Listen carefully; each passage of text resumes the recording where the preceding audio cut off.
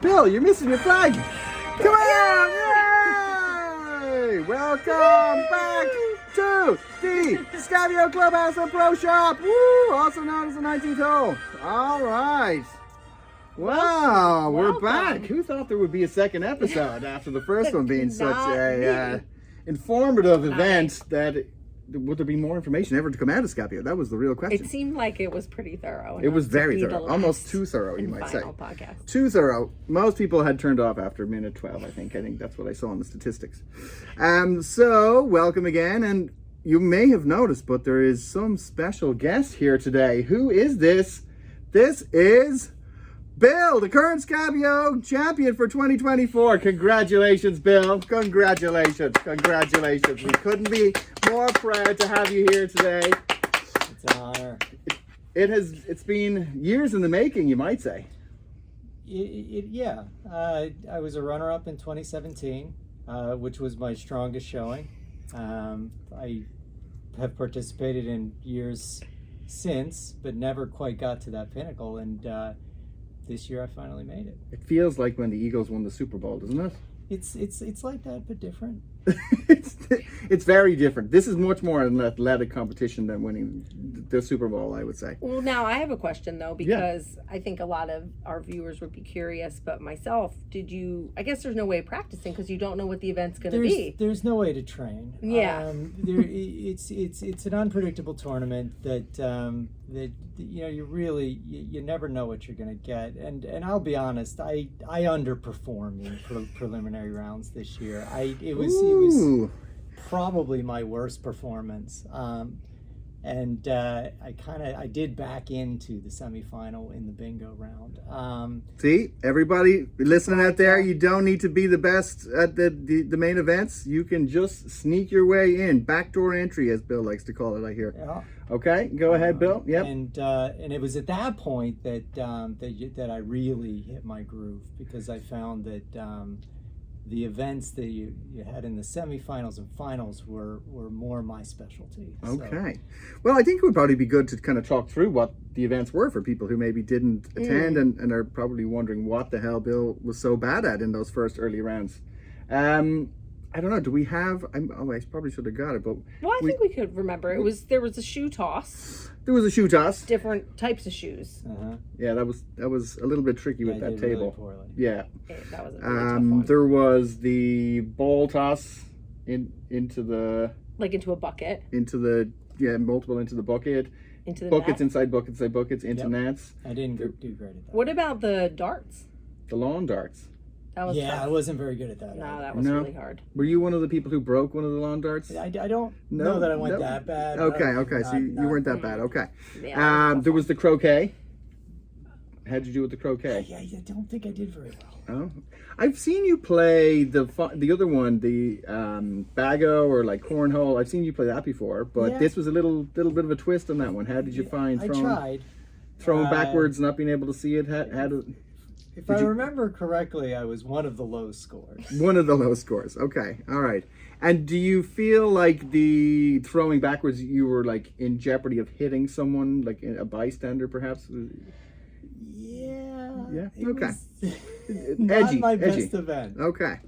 And as you say, Bill, the semifinals then with you snuck in through the bingo round, and I did. Congratulations.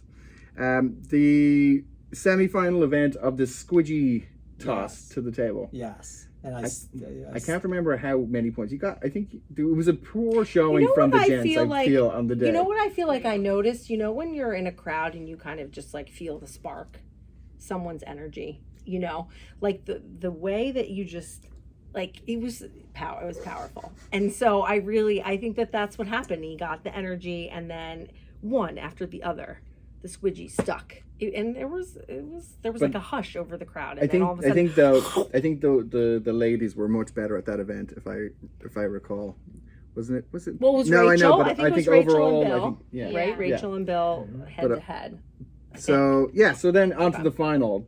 How did you find the construction of that treehouse? Like, because that's a Nardone special? That was new to the Like, backyard. you're obviously, a familiar woodworker yourself, so like, could you speak to the construction of that? Maybe not to. I think it's an outstanding structure, and to be honest, the final was something that I've been preparing for my whole life. Throwing things from tree houses, it's something I'm wired to do. Like when you were a kid, did you like throw like eggs at people from buildings or anything? Or Only no. Yeah, it seemed very strategic, and like it was. So is this kind of like a Slumdog Millionaire type story where all the pieces from your childhood kind of fed into this moment of winning the title? Yeah. Okay. Yeah. All right. Yeah. So I think it was a pretty good showing. All in all, like the number of competitors, like despite the rain, despite the weather, as always, it's a rain or shine event, and it rained and it shined, to the point where we even had a rainbow, christening the event. But we had overall, I think we had 49 people who registered and competed. So that meant that Bill, you won a whopping $98. So that on top of with the change in the approach for the SCABIO going forward, of the winner being the one to choose the charity of your choice, and the SCABIO committee, through its other fundraising initiatives that are numerous and ongoing constantly, will also match that number. So with that, Bill, the SCABIO committee is delighted to present to you a check for your charity of choosing, Phil Abundance, for $196. Well, thank you. You're hiding, Michelle. Sorry. No, I said hello. So, congratulations, Bill. Oh, and congrats, I'm Bill. sure Phil Abundance will, are delighted with the donation, and can always do with more for anybody out there interested in getting involved internationally. Phil Abundance is a wonderful charity and really helps the local communities here. So you can do your best to try and cash that in the bank, and see what happens. And feel free to come back on the podcast and let us know how it went. And then the other, I suppose, the big news is with your formal crowning. With the new green tuft crown that you acquired. We're hoping that you're going to help support it as we walk in the Conshohocken St. Patrick's Day parade again this year. In attendance, yes. Excellent. And all other SCABIO competitors, SCABIO champions, obviously very much, attendance is heavily encouraged. But September 15th, Saturday. No. March 15th. March. Oh, yeah. Well, we can walk in September. A St. Patrick's Day parade in September. I just like September. Oh, it's the whole SCABIO feel. It's just You'd be everything the only is one. September. We'd be going down Bayette Street in Conshohocken by ourselves. Okay. All right, Bill. You can come walking with us on the 15th of September. We could also walk down that street on September 15th, right. which is my birthday. Okay, so we'll go with March then. March 15th. We stick to the usual March. Yeah. Okay, we're not March trying. 15th We're not trying to parade. create our own St. Patrick's Day parade day. Okay. Yeah. All right. So March 15th, Conshohocken, 2 p.m. is the expected start time of the parade, and we, if it's anything like last year, we'll probably be walking at about 4:30. Yeah, 4:30 because we got there. We were the when was second the time last we float. were supposed to get there? This is what We got there at 11. Yeah. 11, right? And then walked We at 4. sat around. Yeah, we were doing a lot of. But we did get a lot of compliments. We did. Our flow and the music we were playing. We had the street dancing. It was very, very nice and, community. as always with everything with SCABIO, each year we get a little bit bigger. So, for those who were in attendance last year, we just had the one vehicle and, a small cohort of SCABIO representatives. But this year we're hoping to go bigger and go home. Yeah. So, I think one of my favorite parts of the parade was when you go down and on 4th Street, because you have to be ready for this. On 4th Street, there's the MC standing up on his podium and he announces each participant. And for us, it was like, here we have SCABIO, and then he starts to explain it, and then there's people in the crowd like, oh, what is that? What is that? What is that? So, our name is building. We actually are probably quite worried if everybody at the parade turned up to compete in SCABIO next year. Like, that would be... We'd have a hard time with that. But it wouldn't be impossible. No, not impossible. We did invite Jason Kelsey. We have. And we will continue. We'll probably hashtag Jason Kelsey in this video again to see if you are man enough to walk with us in the parade. You could dress like a mummer. You have so much free time. How could you possibly not walk with us? He's always busy. He's always doing something. All right. So, as I say, we are... Oh, I had a big question. What was your favorite part of SCABIO this year? I'll probably winning. Okay. That's a good highlight for you. We have not got the same highlights. Yeah, I have not won a SCABIO yet, I have to say. I know. So, but I'm excited that you did. I just couldn't swing it, literally. Yeah. Swing any of the things. I look forward to defending the championship. Okay.